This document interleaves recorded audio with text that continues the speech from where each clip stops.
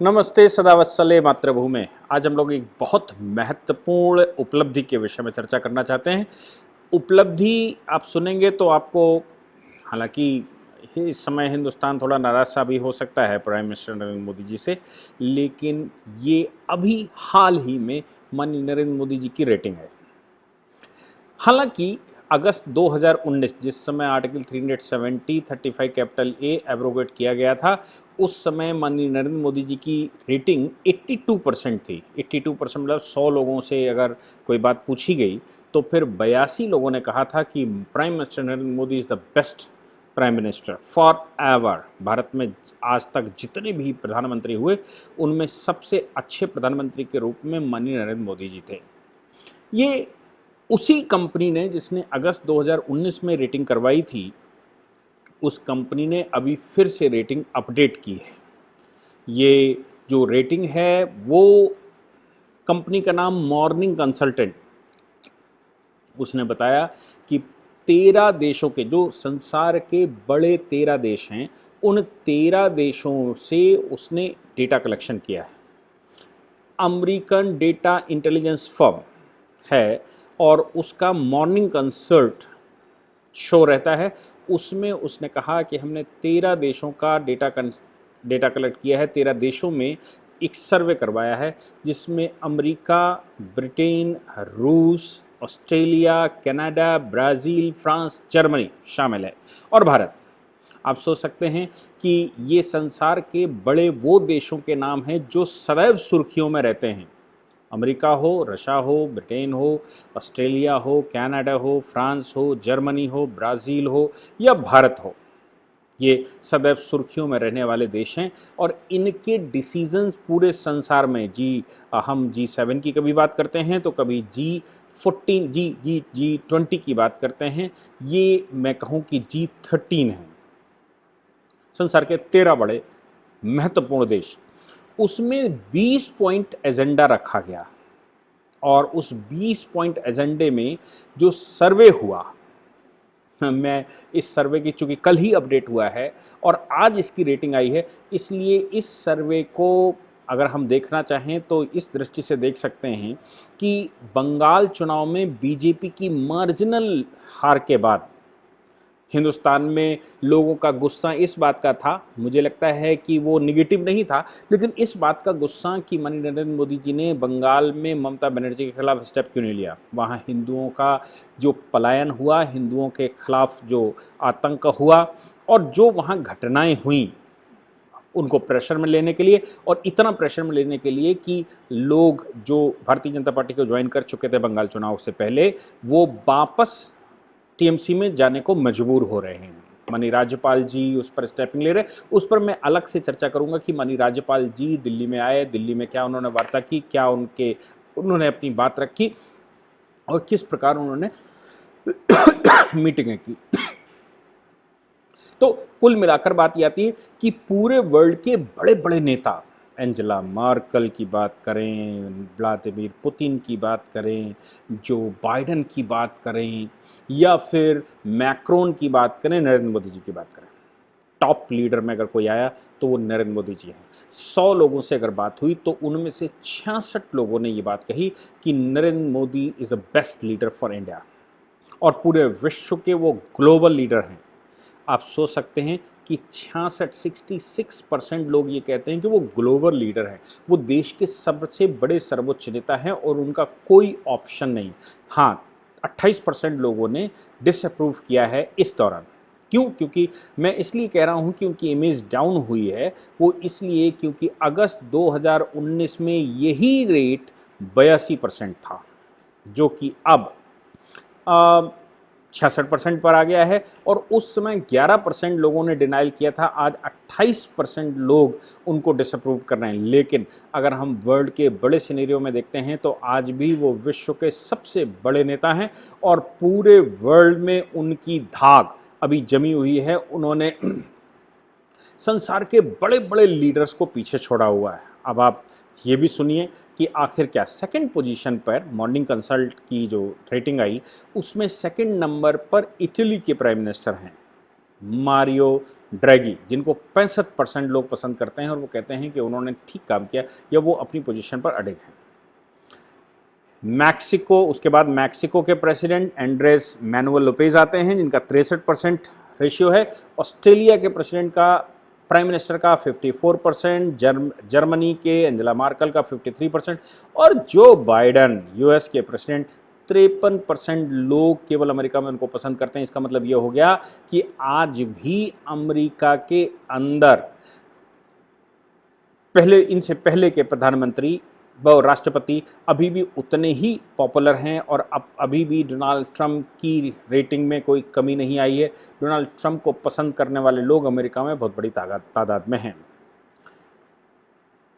Canada के prime minister Trudeau अपने 50% marks से नीचे जा चुके हैं। यूके के प्राइम मिनिस्टर बोरिस जॉनसन बहुत नीचे आ चुके हैं, 44%। साउथ कोरिया के प्रेसिडेंट मून जी 37%, स्पेन 36%, ब्राज़ील 35% और फ्रेंच प्रेसिडेंट के ऊपर वाकई में खतरा मंडरा रहा है, वहाँ चुनाव का ईयर भी है, उनको केवल 35% लोग वहाँ पसंद करते हैं। जापान के नए प्रधानमंत्री योशिहिडे सुगा 29%। तो आप सोच सकते हैं कि वर्ल्ड वाइड, पूरे विश्व में अगर आज भी ग्लोबल लीडर के रूप में कोई देख रहा है, किसी की एक व्यक्ति की सबसे बड़ी पहचान है, देश में भी लोग पसंद कर रहे हैं, विश्व के दूसरे कंट्रियों में भी पसंद कर रहे हैं और ये मान रहे हैं कि वो एक ग्लोबल लीडर हैं। ये मान रहे हैं कि हिंदुस्तान के अकेले बड़े लीडर अगर कोई हैं तो वो नरेंद्र मोदी जी हैं। इसलिए नरेंद्र मोदी जी की पॉपुलैरिटी के लिए, उनके करे हुए कामों के लिए, उनके द्वारा देश को जिस दिशा में ले जाया गया, जिस प्रकार से उनके द्वारा देश को दिशा दी गई, वो सब साधुवाद है। और मुझे लगता है कि पूरे विश्व में जिस प्रकार से मोदी जी ने भ्रमण किया, खासतौर से खाड़ी देशों में जहाँ पर ये अनुमान लगाया जा रहा था कि हिंदुस्तान के लोग, जो हिंदुस्तान का मुस्लिम वर्ग है और अपने आप को मुस्लिम वर्ग कहता है, एक्चुअली वो मुस्लिम नहीं है, वो बेसिकली हिंदू है, उसके साथ जो अनामनी चल रही है या वो जिस प्रकार से मोदी जी का विरोध कर रहा है, उसके बाद खाड़ी देशों में उनको कोई नहीं पूछेगा। लेकिन मोदी जी की सबसे ज़्यादा अगर किसी ने आवभगत की तो वो खाड़ी के देशों ने की और खाड़ी के देशों ने अपने सर्वोच्च पुरस्कार के रूप में बहुत सारे देशों ने नरेंद्र मोदी जी को दिया। इसके साथ साथ इस एपिडेमिक के टाइम पर भी खाड़ी नरेंद्र मोदी जी के साथ दिखाई दिया। खाड़ी के देशों में सऊदी अरेबिया जैसे देशों ने रामायण और महाभारत पढ़ाना शुरू कर दिया। यूएई ने पाकिस्तान के मुल्ला मौलवियों की छुट्टी कर दी और उनको वापस भेज दिया और कर्जे पाकिस्तान से वापस लेना शुरू कर दिए। ये सब कुछ दिखा रहा है कि अब विश्व में अगर कोई एक लीडर जाना जाता है तो वो नरेंद्र मोदी जी है। मुझे लगता है कि जो बाइडेन जैसे लीडर अगर भारत के खिलाफ ये जो गतिविधि चला रहे हैं, जैसे मैंने कहा सोशल मीडिया के रूप में गतिविधि चला रहे हैं, या फिर भारत में कुछ ऐसा भारत को पर्टिकुलर कंसर्न बहुत सारे ह्यूमन राइट के मामले में, हिंदू मुस्लिम के मामले में, रिलीजियस फ्रीडम के मामले, बहुत सारी चीज़ों में उसने रखा हुआ है, या भारत में जो मेडिसिन बन रही थी और भारत ने पूरे विश्व को जिस प्रकार से एपिडेमिक बन के टाइम पर मदद की और पूरे विश्व को मेडिसिन पहुंचाई, उससे ज़रूर लोगों को ज्वेलसी हुई ही होगी। और अमेरिका के नए प्रेसिडेंट, उनको तो बिल्कुल 100% ज्वेलसी मुझे लगता हुई होगी। इसलिए उन्होंने यहाँ भारत में जो एपिडेमिक के दौरान मेडिसिन की सप्लाई थी वो रोक दी, बिना किसी कारण के रोक दी। क्यों? क्योंकि नरेंद्र मोदी जी उनसे मांगे जाके और वो ऑबलाइज करें। लेकिन नरेंद्र मोदी जी तो नरेंद्र मोदी जी हैं, मांगने पर विश्वास नहीं करते। वो कहते हैं ना आंख झुकाकर बात करूँ, ना सर झुकाकर बात करूँगा और ना आंख दिखाकर बात करूँगा। अगर मैं बात करूँगा तो आंख मिलाकर बात करूँगा। पूरे विश्व में भारत सबसे बड़ी डेमोक्रेसी है, भारत विश्व गुरु। अमेरिका आज बहुत पीछे है, भारत किसी समय विश्व गुरु रहा, पूरे विश्व पर भारत ने राज्य किया है। इसलिए भारत को किसी भी प्रकार से झुकने नहीं दूंगा, भारत को किसी भी प्रकार से पीछे नहीं हटने दूंगा। ये पॉलिसी के तहत वो बाइडेन से क्यों मांगे?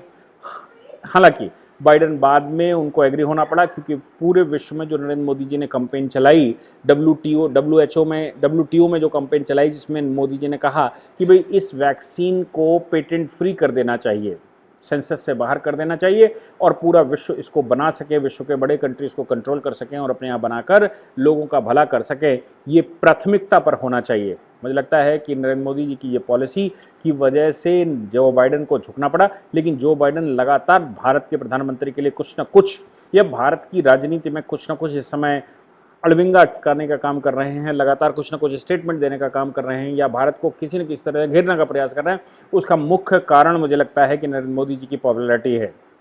हाँ, ये ज़रूर कहा जाएगा कि डोनाल्ड ट्रंप नरेंद्र मोदी जी को बड़ा अप्रिशिएट करते थे, क्योंकि दोनों एक ही प्रकार के, एक ही मस्तिष्क की मानसिकता के लीडर थे और दोनों ही राइट विंग माने जाते थे, दोनों ही टेररिज्म को ख़त्म करना चाहते, दोनों ही नेशन फर्स्ट का फॉर्मूला लेकर आए, दोनों ही अपने अपने देश में पॉपुलर हैं, दोनों वर्ल्ड लीडर हैं, दोनों की बात प्रभावी है, इसलिए दोनों में बड़ी पड़ती थी। और आपने ध्यान दिया होगा कि हाउडी मोदी किस प्रकार से मैनेज हुआ। इसलिए आज नरेंद्र मोदी जी की जो पॉपुलैरिटी है हिंदुस्तान के अंदर और वर्ल्ड वाइड, वो पॉपुलैरिटी बहुत लोगों को खटक सकती है, भारत के लीडर्स को खटक सकती है, भारत के अपोजिशन लीडर को खटक सकती है और विश्व के बड़े लीडर जिनके अंदर बहुत सारी महत्वाकांक्षाएं हैं उनको खटक सकती है।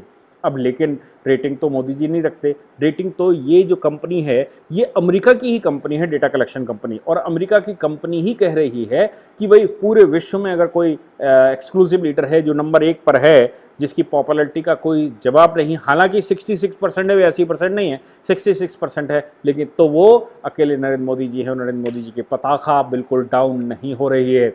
हालांकि समय के अनुरूप जब लोग नाराज होते हैं तो बंगाल के मामले में लोग नाराज हैं, लेकिन नाराज़गी तो अपनों से ही होती है, बाहर वाले से नाराज़ कैसे हो जाएंगे। इसलिए चूंकि अपनों से नाराज़गी होती है, इसलिए मोदी जी से नाराज़गी होना भी प्यार ही है और उनसे मोहब्बत है, उनके नज़दीक जाने का प्रयास है, उनको अप्रिशिएट करने का प्रयास है, उनसे ही गुस्सा दिखाने का प्रयास भी लोग करते हैं। इसलिए नरेंद्र मोदी जी के इस काम को, नरेंद्र मोदी जी के इस उपलब्धि को मैं भूरी भूरी प्रशंसा करता हूं और पूरे हिंदुस्तान को शुभकामना देता हूं कि आपका प्रधानमंत्री विश्व में आज भी नंबर 1 का लीडर बना हुआ है। Thank you very much.